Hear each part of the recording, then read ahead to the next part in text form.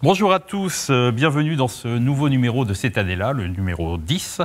Donc nous allons commencer par l'année 2001 avec la sortie du film devenu culte en quelques mois, Le fabuleux destin de Amélie Poulain. Complètement oublié aujourd'hui, on va en reparler avec Ludovic. 1980, on partira pour voir le livre La conjuration des imbéciles de John Kennedy Toole.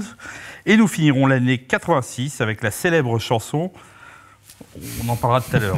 Hein. Donc, pour m'accompagner, Olivier François, que je ne présente plus. Merci, bonjour. Bonjour Patrick, Olivier. Ludovic Maubreuil, notre rédacteur en chef cinéma. Bonjour Ludovic. Nicolas Gauthier, célèbre animateur et du Bistrot Liberté, notre spécialiste musique. Et on va en parler tout à l'heure. Et pour la première fois, le plaisir de recevoir Rémi Soulier, écrivain et philosophe, mais aussi rédacteur à la revue Éléments. Bienvenue Rémi. Merci Patrick. Allez hop, c'est parti, on part pour l'année 2001, l'Odyssée.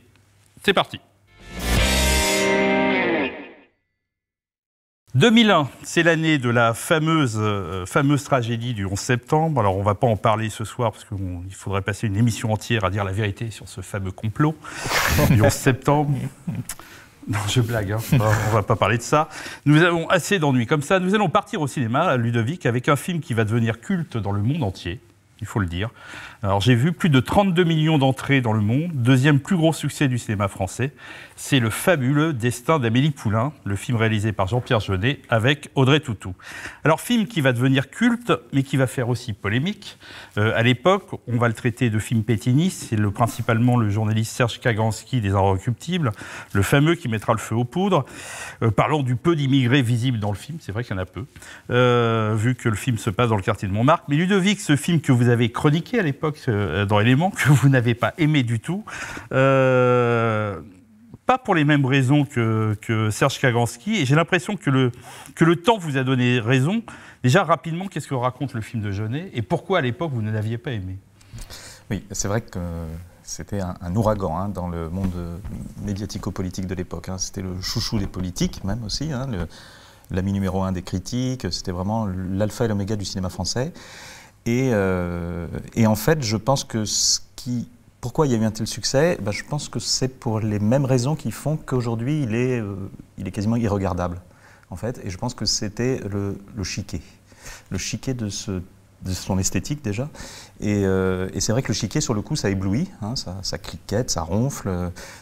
Et Amélie Poulain, ça brille. Hein, les cadrages sont au cordeau. Comme le Diva de Bénex ou le Grand Bleu de Besson. Oui, c'est ça. Les couleurs sont bien appuyées, la musique bien entêtante. Et puis en plus, l'histoire est toute douce, hein, parce que Amélie, c'est une sorte d'avatar christique hein, qui va résoudre les conflits, réparer les gens et offrir le salut par la télévision et par le tourisme. Donc, voilà. Mais en fait, à regarder ça à distance, hein, une fois que l'engouement un peu de l'actualité est passé, on se rend compte que tout sonne faux. Les images sont verrouillées, dans les plans, ça ne circule pas. C'est une succession d'images d'Épinal, mais voilà, sans qu'il y ait rien du tout de caché dans le feuillage. Et en plus, la philosophie minimaliste, un peu à la Philippe Delerme, hein, c'est pas la première gorgée de bière, c'est la première louche de sucre. Et donc, bon, voilà, donc ça tient pas la route. Et surtout à l'époque, la polémique de Kaganski, qui considérait que c'était un film... Il y en a d'autres qu'on pourrait considérer comme des films un peu pétinistes, un peu vieillots. Les Enfants du Marais. Les Enfants du Marais, les films de Becker. Celui-là, pas du tout. Non. Et je pense que, alors c'est vrai, il a deux critiques, Kaganski. Un, il dit il n'y a pas d'Antillais, il n'y a pas de Turcs, il n'y a pas de Maghrébins dans ce film, alors que c'est Paris quand même. Et puis il n'y a pas non plus de gens qui ont une sexualité différente. Qu'est-ce que c'est que ce truc? Et alors ça, c'est vraiment le travers, je crois, de la critique d'aujourd'hui, c'est d'imaginer que si le cinéma, il n'enregistre pas le contemporain, le réel contemporain, la vérité vraie, quoi. Voilà, c'est qu'il n'a rien à dire. Et ça, il y a peu de lecture du Front National dans les films de Lelouch, par exemple, aussi. Voilà. Et dans les films de Rohmer, il ne me semble pas qu'il y ait d'immigrés extra-européens, ça n'empêche pas de parler juste sur les relations humaines. Donc, bon, il y a cette critique-là. On a polémiqué Rohmer sur le fait qu'il n'y avait jamais d'étrangers aussi. Exactement, on lui a reproché aussi, c'est Serge Danet, je crois. On a le droit de ne pas être d'accord avec... Vous avez le droit, mais pas longtemps. Vous voyez, je finis juste sur Kaganski, justement, parce qu'il a une deuxième critique qui est encore plus dingue, c'est qu'il dit « Tout se passe à Montmartre, tout se passe en vase clos ». Et il dit une phrase du genre on sait très bien que l'idéologie du village, c'est quelque chose de profondément réactionnaire. Alors, si l'unité de lieu, ça devient facho ou réac, déjà, la règle du jeu de Renoir, ça pose problème. Si le fait de suivre les habitants d'un quartier dans leurs habitudes, dans leurs interactions, c'est pétainiste, bah alors Sautet, qu'est-ce que ça veut dire ? Youssef Chahine, hein Voilà. Et en fait, c'est dans Éléments, mais c'est pas moi qui l'avais écrit, mais c'est Fabrice Moracchini qui a fait une superbe critique de ce film en disant que c'est finalement pas au maréchal Pétain que Amélie Poulain offre son allégeance, mais c'est plutôt à l'américanisation des esprits. Parce que la pacification par la guimauve, le salut exclusif par les femmes, le bonheur qu'on obtient par la ruse ou par l'astuce, c'est beaucoup plus hollywoodien que pétainiste. Bon, alors, c'est Nicolas Gauthier qui veut à tout prix défendre ce film. Oui, parce qu'effectivement, moi j'ai toujours beaucoup aimé le cinéma. Vous l'avez revu, Nicolas, vous l'avez revu depuis ? Oui, je l'ai revu il y a peu de temps, mais j'ai une tendresse pour le Jeunet et surtout son compère Marc Carou. Il démarre avec un court-métrage noir et blanc là, qui est moins féerique, qui s'appelle Le Bunker de Denis Rafal. Il y a le film Délicatessen qui est assez remarquable, La Cité des enfants perdus, Un long dimanche de fiançailles. Non, ce qui est appréciable chez Jeunet, en sens où il échappe à la critique, que ce soit celle des Arocs ou celle d'Éléments, qui veulent comme souvent y voir des choses auxquelles Jeunet lui-même n'a pas pensé. Ces films, son début, là, avec des couleurs irréelles, des personnages irréels, à tel point, s'il y a un maghrébin dedans, c'est Jamel Debbouze, mais là on voit que Jean-Pierre Jeunet est un grand cinéaste et Debbouze un grand acteur, c'est qu'il ne joue pas son propre rôle. Il a réussi à le faire sortir du cliché de l'arabe des cités. Et le film est une féerie, une poésie, et je ne pense pas qu'il faille chercher beaucoup plus loin. C'était un moment de détente, et je pense que c'est ça aussi qui a fonctionné, parce qu'elle n'était pas programmée pour être un succès. Simplement, c'est un film reposant, et les gens ont parfois besoin de se reposer. Effectivement, ça repose. C'est-à-dire, on tombe effectivement dans le cinéma que Ludovic. Vous avez fait un article en disant que l'Évangile selon Amélie Poulain et quelques autres, et quelques années plus tard, Audrey Tautou va jouer dans le film le Da Vinci Claude, qui va être la fille, l'héritière de Jésus. Je pense que vous l'aviez déjà vu. Quoi. Oui, mais c'est un film un peu sulpicien. On voit son cœur battre, son sacré cœur qui bat à certains moments, et effectivement, elle est là pour donner à chacun ce qu'il est censé mériter. Olivier, non, un mot. Vous n'êtes pas obligé. Hein, non, mais moi, dans l'émission, je suis partagé. En effet, j'ai trouvé le film distrayant. Et en même temps, je me reconnais quand même beaucoup dans les critiques de Ludovic. Et en le revoyant, moi, j'ai tenu une demi-heure, pour tout vous dire. Et à l'époque, j'avais aimé. J'avais trouvé ça frais, comme on dit. Mais frais comme c'est très sirupeux, comme un diabolomante. On pourrait parler du succès, de l'overdose de la musique. Ah oui, ça c'est insupportable. Qui a tué presque son... Parce que Yann Tiersen n'a pas fait grand-chose depuis d'ailleurs. Non, c'est dommage parce que moi j'aimais beaucoup cette musique qui maintenant m'est complètement insupportable quand je l'entends. Rémi, un mot sur Amélie ? J'aurais beaucoup de mal à en parler. Parce que, j'ai vu le film il y a très longtemps, mais cela dit, je me rallie aux analyses de notre ami Ludovic. Voilà. Je me sens bien seul. Nicolas. Mais comme je ne suis pas démocrate, c'est pas très grave non plus. Passons maintenant à l'année 80, l'année des imbéciles. 1980, oui, l'année des imbéciles, car va sortir le livre La Conjuration des imbéciles de John Kennedy Toole, livre que je n'ai pas lu à l'époque, ce qui est bien normal, j'avais à peine 13 ans, mais que je n'ai pas lu par la suite. Et c'est en préparant cette émission que je me suis fait quasiment presque engueuler par tout le monde en me disant « Mais comment t'as pas lu ce chef-d'œuvre de la littérature américaine, de l'humour américain Donc il va falloir que je l'achète ce week-end, que je le lise. On ne peut pas faire en même temps de la télé et s'instruire. Hein, non, on peut pas. Ouais, c'est ça le problème. Donc, je me suis aperçu que tout le monde l'avait lu, donc je n'ai strictement rien à dire, mais c'est le but de cette émission sur ce livre. Je me suis aperçu aussi que Rémi, lui, l'avait lu, c'est lui qui nous l'a proposé. Alors, pourquoi faut-il lire La Conjuration des imbéciles de John Kennedy Toole ? Vous allez peut-être parler d'abord de l'auteur qui, en fait, n'a pas connu la parution de son livre. Oui, c'est une tragédie. Le livre contient bien des éléments de haut comique et de très haut comique, mais la vie de John Kennedy Toole est tragique, puisqu'en effet, il s'est suicidé à l'âge il avait une trentaine d'années à peu près, et il s'est suicidé, sans doute avait-il des motifs intimes, mais l'une des raisons les plus certaines, c'est son échec d'un point de vue littéraire, c'est-à-dire qu'il a écrit cet ouvrage, La Conjuration des imbéciles, très tôt. Il a écrit un autre roman également qui s'appelle La Bible de Néon, et ni l'un ni l'autre ouvrage n'ont trouvé d'éditeur. C'était une tragédie, il avait une conscience tout à fait juste et réaliste de son talent, et même je crois de son génie, pour ce qui est de La Conjuration des imbéciles, et donc face à ce vide qui s'ouvrait devant lui, cet échec, il s'en est en quelque sorte puni lui-même en se suicidant, et ce n'est que sa mère qui a été voir un éditeur, je crois, new-yorkais, qui s'est battu de manière posthume pour le roman de son fils, et qui a fini à force de persuasion à faire éditer ce roman, et il est devenu en effet très rapidement un roman culte aux États-Unis, en Europe, un peu partout dans le monde, tant il est hors norme, hors du commun. C'est donc cette alliance à la fois de la tragédie de la vie de l'auteur et du haut comique du personnage principal à qui il a donné la vie, lui, pour le Donc coup. il sort effectivement, John Kennedy Toole se suicide en 69. En 69, oui, il est né en 37. Voilà. Que raconte ce livre? Qu'est-ce qu'il a de formidable Alors, c'est aussi loufoque? Alors, voilà, c'est un livre qui met en scène un homme qui s'appelle Ignatius Reilly, qui vit chez sa mère. Il a 30 ans, il est encore avec sa mère. Sa mère est une femme un peu pocharde, un peu alcoolique. Et lui se caractérise surtout, enfin, il y a deux grands points qui le caractérisent, un point physique et un point intellectuel. Le point physique, c'est qu'il est lui-même hors norme, c'est-à-dire qu'il est obèse, c'est quelqu'un qui mange beaucoup, c'est quelqu'un qui refuse de travailler, il sera forcé de travailler dans le roman, mais il met un point d'honneur sur un mode très aristocratique à ne pas travailler. C'est quelqu'un qui a des réactions extrêmement vives dès qu'une contradiction survient dans sa vie. Alors il a en particulier, puisque je parlais de cet aspect physique, il a son anneau pylorique. L'anneau pylorique, c'est un anneau, disent les anatomistes, qui est entre l'ésophage grossièrement et l'estomac, et son anneau pylorique se contracte dès qu'il est contrarié.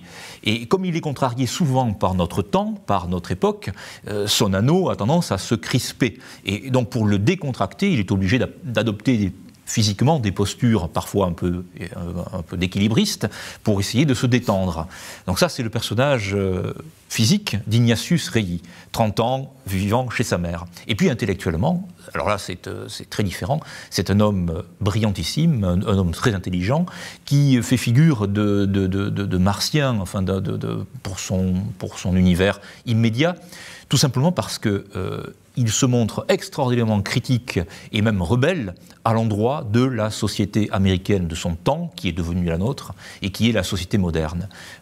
Ignatius Reilly, Ignatius d'ailleurs, le prénom lui-même sonne un peu romain, un peu latin, et un de ses livres de chevet, c'est La consolation de la philosophie de Boès. Il a besoin aussi de la consolation de philosophie de Boès pour que son anneau pylorique se dénoue.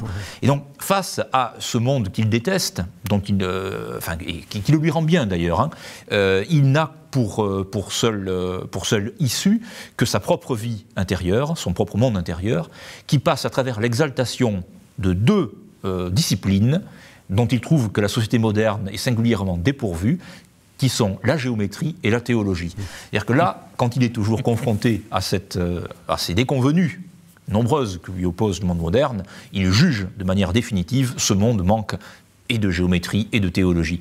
Et il a un côté assez scolastique, assez thomiste. Et il a tout à fait raison, ce n'est pas du tout une plaisanterie. Sur le fond, c'est évidemment un discours qui est tout à fait construit, tout à fait admirable, et même à certains égards génial, compte tenu du talent de romancier de John Kennedy Toole.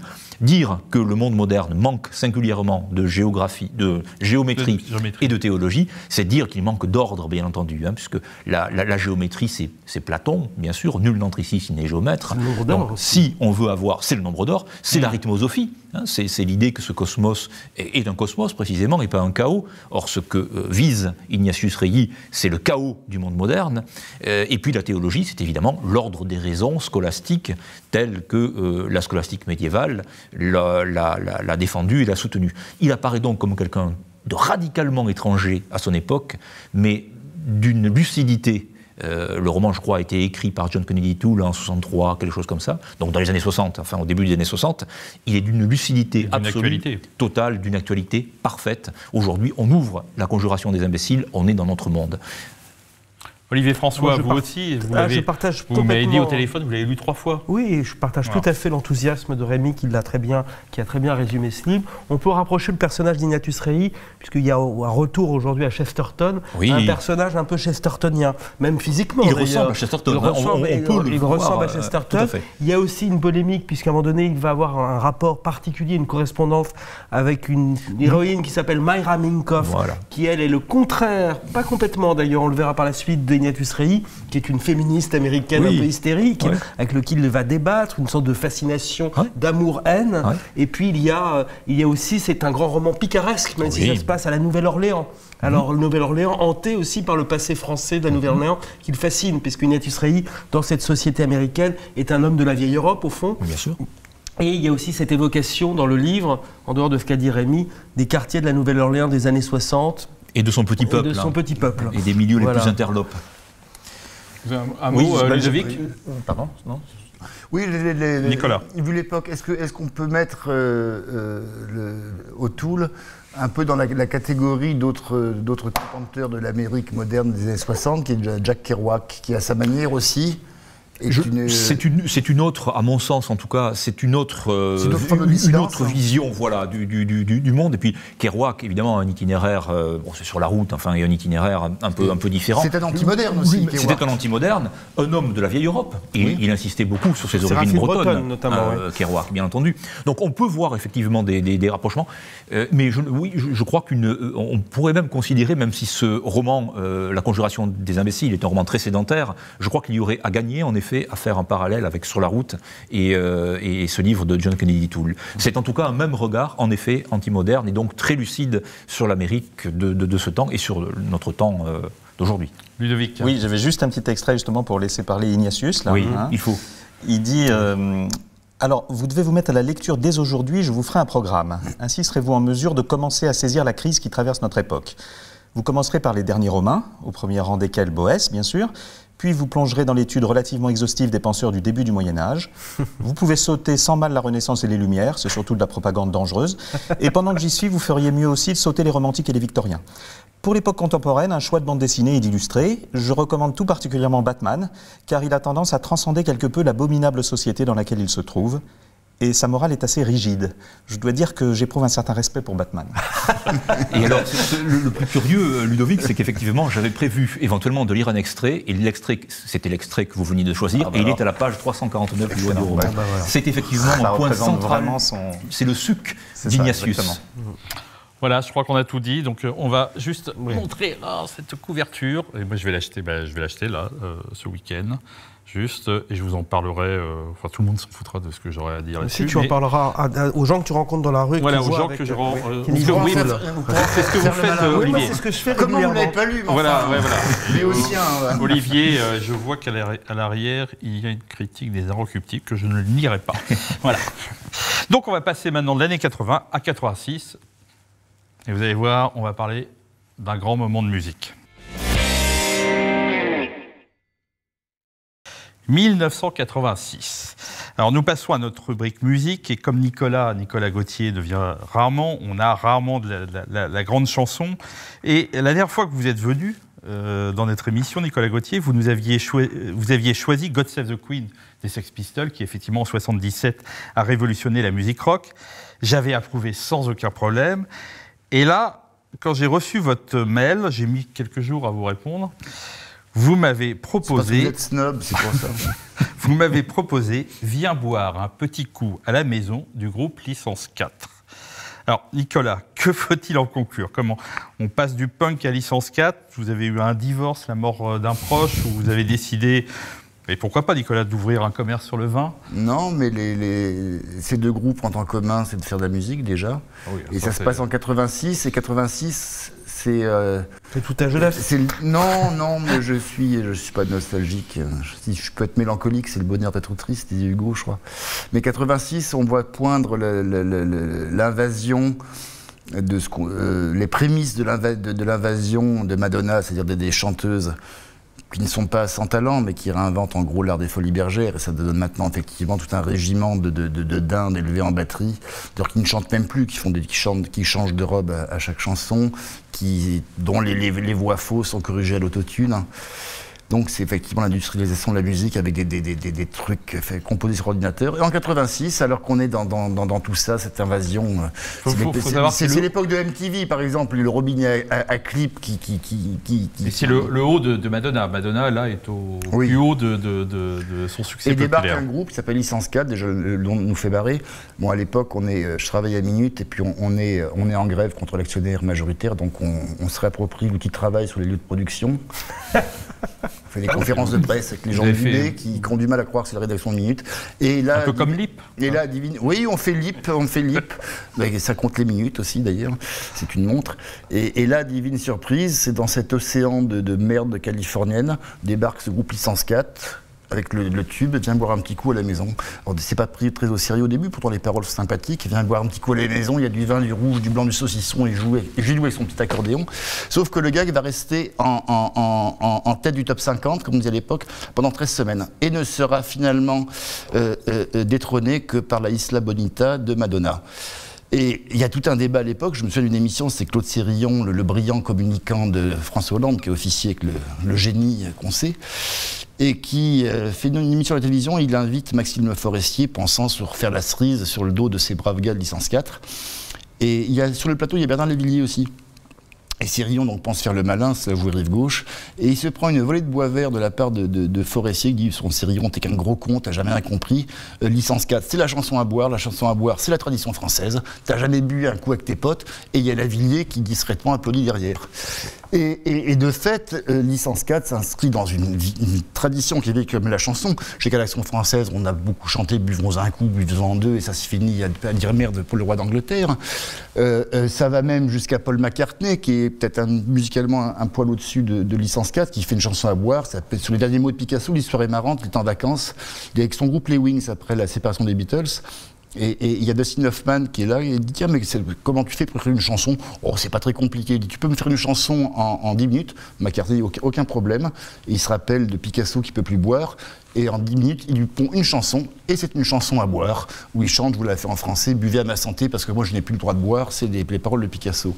Donc il y a effectivement, on aime beaucoup la contre-culture à l'heure actuelle, et dans cette époque de Gilets jaunes, on voit enfin une France qu'on ne voit jamais, qui est niée dans sa spécificité, dans son enracinement, dans sa culture.